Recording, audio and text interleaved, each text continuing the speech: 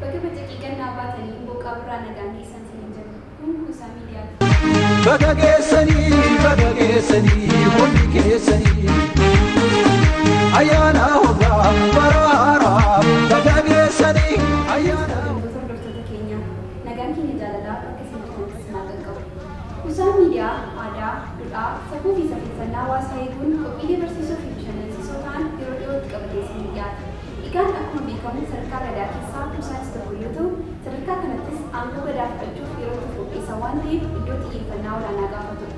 Kanaafuu nutis xiyyeeffannaa guddaadhaan dhangaalee mimmiidhagoo ta'an qopheessinee isin biraan gahuuf qophii keenya xumuree jira. Waggaa haaraatti yaada haaraa, qophii haaraa isin qopheessinee jira.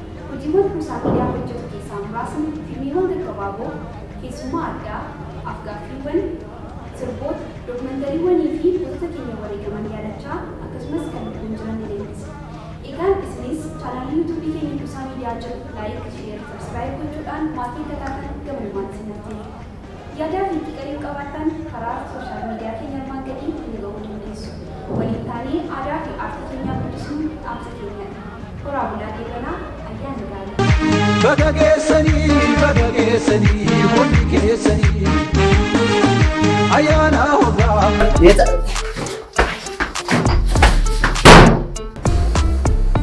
Ye burtuke ani baruma barana garbuu sitti baala qamadii sitti baala shiroo sitti baala ati garuu takka qofa na baata.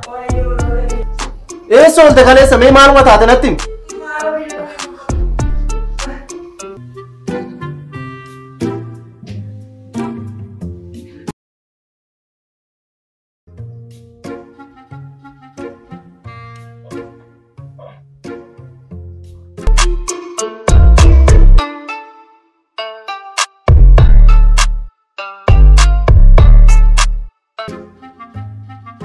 Senu.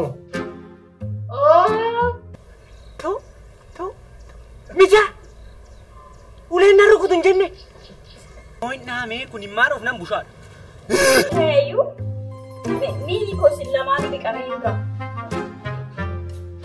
Ben? Ayun? Kuusaa miidiyaa barsiisaa fi bashannansiisaa keessatti